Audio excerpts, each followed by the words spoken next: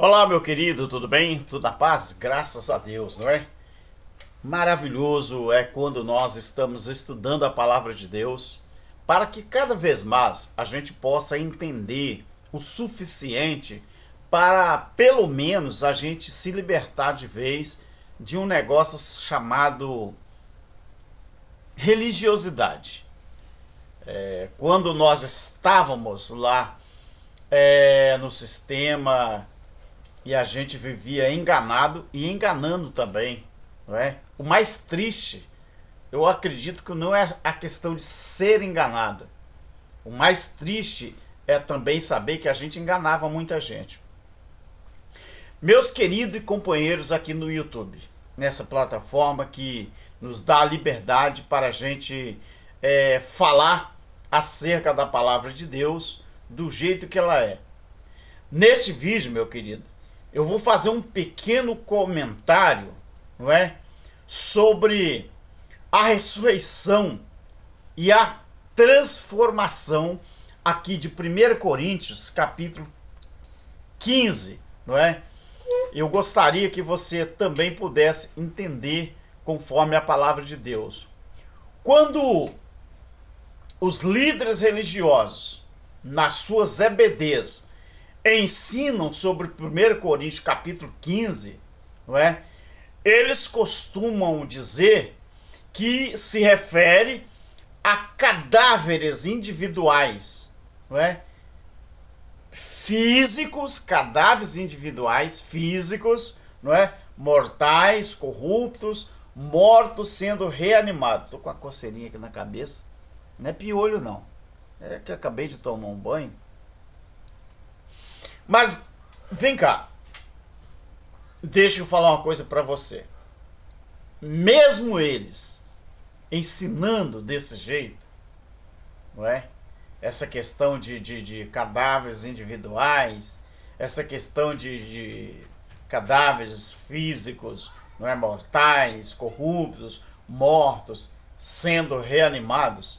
No entanto, preste atenção no que eu vou te dizer. Preste muita atenção. No entanto, nos versículos de 50 a 54 desse 1 Coríntios capítulo 15, Paulo, não sei se você já prestou atenção nisso, Paulo, ele inclui os vivos dentro do mortal e corrupto. Ou seja, esses cadáveres aqui estavam vivos quando mudaram no retorno do Senhor. Olha só, preste bem atenção, versículo 50 ao 54. Olha só que interessante isso aqui, ó.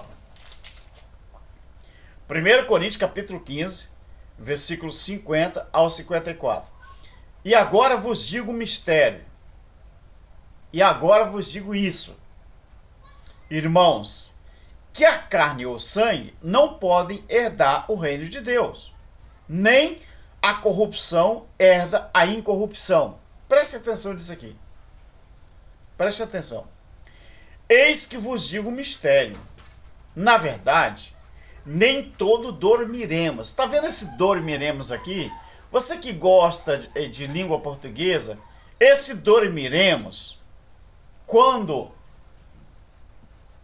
esse verbo transitivo aqui, do plural, quando Paulo diz dormiremos, ele está se incluindo. Mas Paulo estava morto ou estava vivo? Paulo estava vivo, que ele estava falando. Ele estava pronunciando isso aqui, mas ele disse assim, ó, na verdade, nem todos dormiremos. Eis que vos digo o mistério. Nem todos dormiremos, mas todos seremos. Está vendo o verbo de novo, possessivo do plural? Está vendo? Seremos transformados no momento, no abrir e fechar de olhos, ao soar a última trombeta, porque a trombeta soará e os mortos ressurgirão incorruptíveis. E nós, olha o nós aqui, a primeira pessoa do plural. Está vendo nós? Ele diz, depois nós seremos transformados. Paulo estava morto ou estava vivo quando disse isso aqui? Paulo estava vivo. O versículo 54. E quando isto que é corruptível, é o corpo material, o corpo físico, se revestir da incorruptibilidade, o corpo espiritual. Preste atenção. E isto que é mortal, se revestir da imortalidade, espírito morre? Hein? O que era mortal? O corpo físico.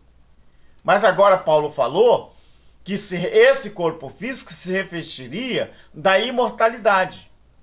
Ou seja, o corpo espiritual. E ele fala, então, olha, gente, eu fico triste, porque tem pessoas que leem, mas não entendem. Então, esse é advérbio. Então se cumprirá a palavra que está escrita. O que estava escrito, Paulo? Tragada foi a morte na sua vitória. E onde, Paulo, que estava escrito isso? Onde que estava escrito isso? Hein? Aqui, ó. Aonde estava escrito isso? Onde está escrito isso? Apocalipse, Hebreus 2, 14 e 15 e Apocalipse 20 e 14. Então Paulo, ele disse isso. Tragada foi a morte na sua vitória. Gente, onde que aconteceu isso aqui? Não foi na cruz? Então, quando se cumpriu isso aqui, a última trombeta tocou, se cumpriu aquilo que Paulo disse que estava escrito, já de antemão. Gênesis 3 e 15 era a promessa de quê? A semente da mulher, não é? Iria fazer o quê? Esmagar a cabeça dessa serpente. Que muita gente fala que é o diabo, mas não era o diabo. Essa serpente, diabo físico não. Era um diabo opositor. Mas essa serpente aqui nunca foi um diabo físico não. Então, como Paulo, preste muita atenção, os crentes daquela época, eles estavam vivos quando mudaram no retorno do Senhor. Isso, queridos, não deveria, entre muitos outros argumentos, fazer com que as pessoas, pelo menos, considerassem que, afinal, ele, Paulo, não estava lidando com esta visão tradicional? Será? Como Paulo continuou ensinando nos versículos 55 e 56, eu vou ler para você, a ideia era sobre eles serem mudados do seu antigo modo de existência sob a lei do pecado e da morte em Adão, e é claro, portanto, em Moisés, para o seu novo modo de existência sobre a lei da vida em Cristo. Vamos ler o versículo 55 e o 56. Vamos ler. Fala assim, ó. Onde está, ó morte, o teu arguilhão? O que é um arguilhão? É um elo, né? Na corrente, arguilhão é um elo. O que era o arguilhão da morte? Vamos ver se você sabe. Coloca aí no comentário. O arguilhão da morte era o quê? Está escrito em Hebreus capítulo 2, versículo 14 e 15. Por que os judeus tinham medo da morte? Todo dia. Por causa da lei de Moisés. E a Bíblia diz que a força do pecado era o quê? A lei. Então o arguilhão da morte era o quê? A lei. Vamos ver, 55 e 56. Paulo disse assim, ó. Onde está, ó morte, o teu arguilhão? Onde está, ó morte, a tua vitória? Aí ele fala, ora, o arguilhão da morte era, Paulo diz, é o tempo verbal presente, porque o templo ainda estava de pé, quando Paulo escreveu isso aqui. Então ele tinha que escrever o tempo verbal presente. Agora, como o templo caiu há 2000 anos atrás, como que eu vou ler respeitando o mesmo tempo verbal de Paulo? Se eu vivo um outro tempo, e um novo tempo em que o templo em Jerusalém não está mais de pé. Então eu vou ler da maneira correta, como se tem que ler, respeitando tempo, colocação verbal. Olha só. Ora, o arguilhão da morte era o pecado.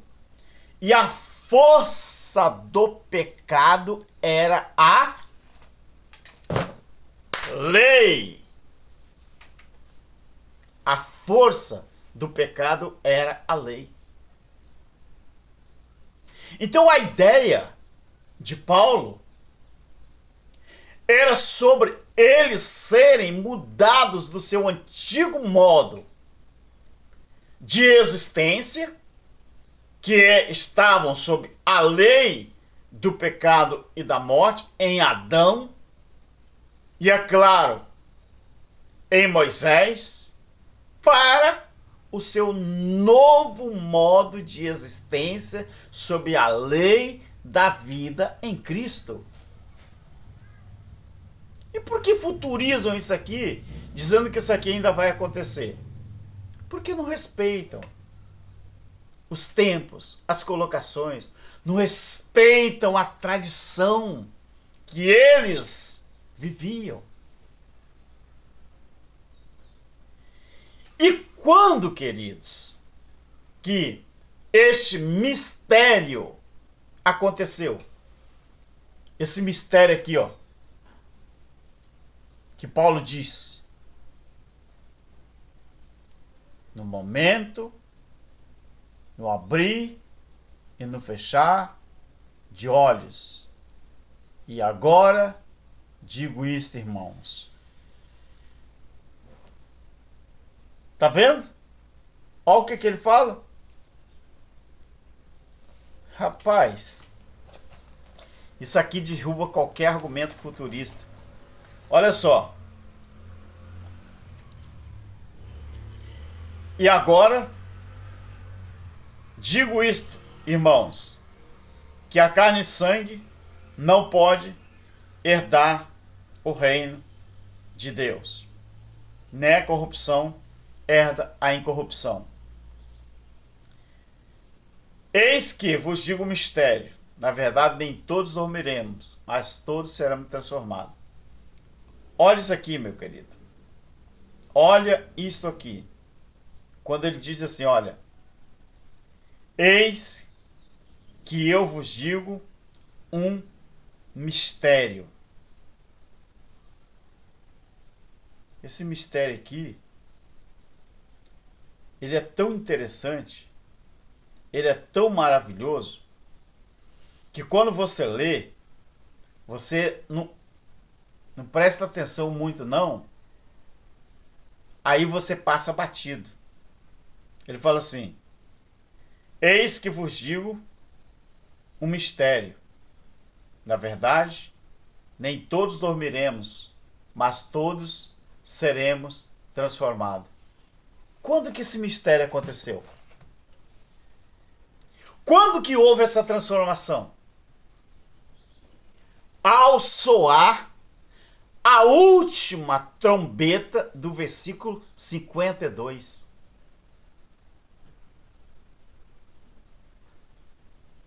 Por isso que ele disse que foi um mistério. Por que foi um mistério? Porque foi espiritual. Não foi físico. Aí, você vai no Apocalipse, capítulo 11, o versículo 15.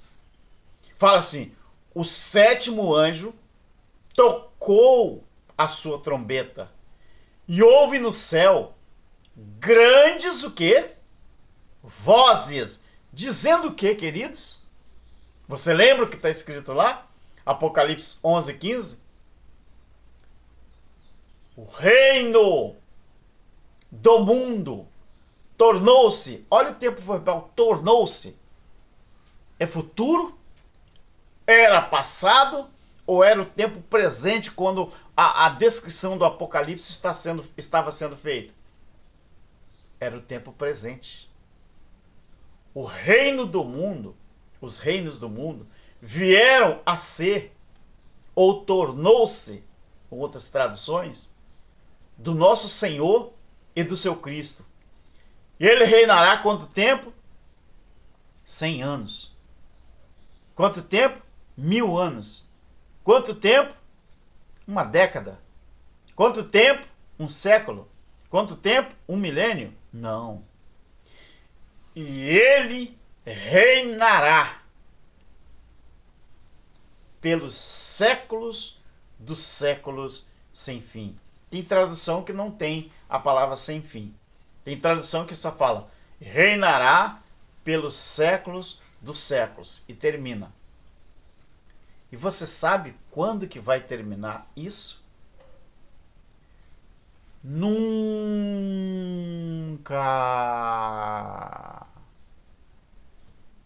Isso nunca vai terminar. Por que que nunca vai terminar?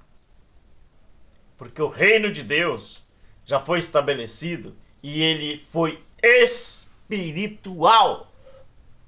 E você não entendeu nada. E é pelos séculos dos séculos sem fim. Querido, quer ler a Bíblia e entender o que você está lendo? Dá uma pesquisada na forma que os irmãos do Evangelho Eterno explicam a Bíblia. Nem futurizando, nem colocando no passado, nem no presente, simplesmente respeitando as regras da língua em que a Bíblia foi escrita. Só isso. No nosso caso, a regra da língua portuguesa. Aí, quando você fala em vernáculo, inclui tudo, né? O vernáculo inclui tudo. Principalmente gramática, né?